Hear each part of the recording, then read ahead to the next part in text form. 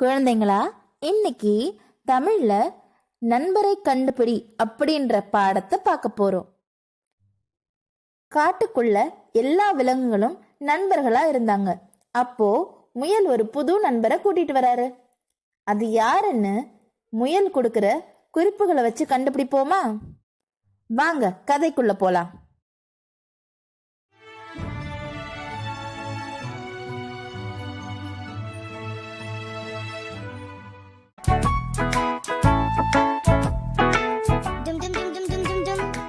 எல்லாரும் ஓடி வாங்க ஓடி வாங்க.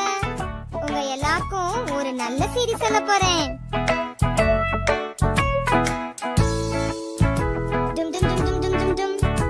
எல்லாரும் ஓடி வாங்க ஓடி வாங்க.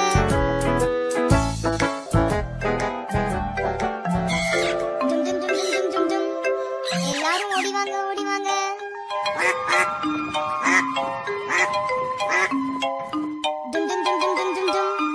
எல்லாரும் ஓடி வாங்க ஓடி வாங்க.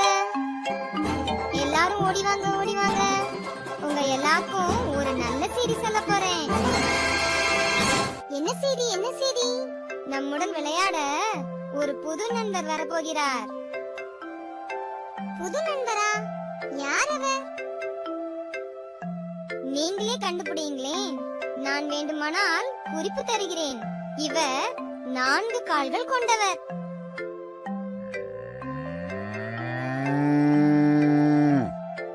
மாடுதானே? இல்லை இல்லை, இவருக்கு கூரான கொம்புகள் இருக்காது. பெரிய உருவம் கொண்டவர்.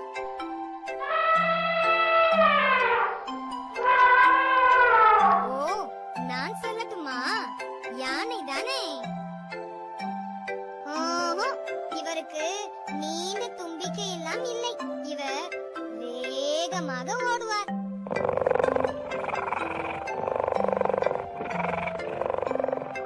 எனக்கு தெரியும் எனக்கு தெரியும், சிறுத்தை தானே? இல்ல இல்ல, இவருக்கு கருப்பு புள்ளிகள் இருக்காது. ஆனா நீண்ட கால்கள் இருக்கும்.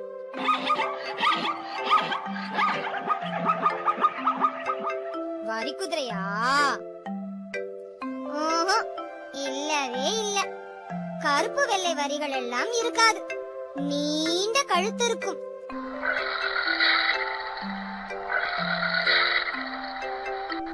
ஐ, தெரிந்து விட்டது. ஒட்டகம் தானே? இல்லையே, உருண்டையான திமில் இருக்காது. ஆனால் உடலில் கட்டங்கள் இருக்கும்.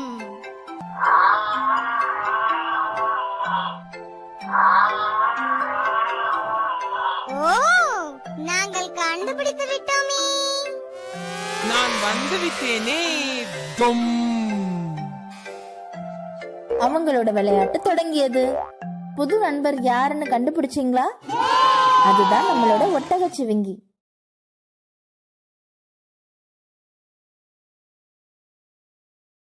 இப்போ பயிற்சிக்குள்ள போகலாமா?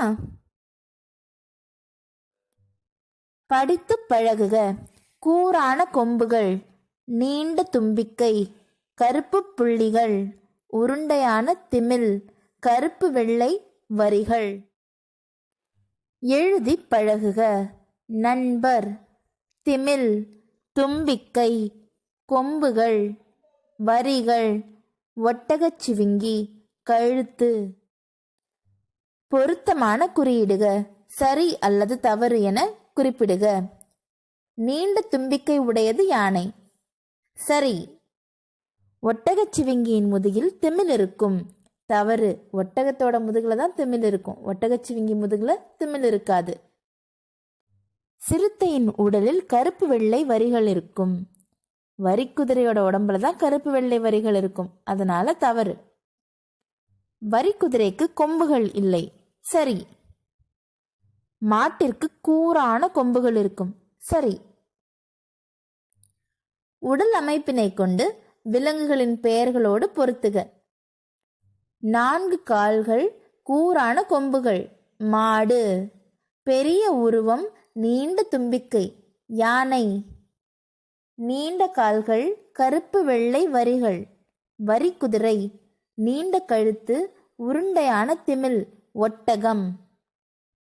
வாய்மொழியாக விடை தருக.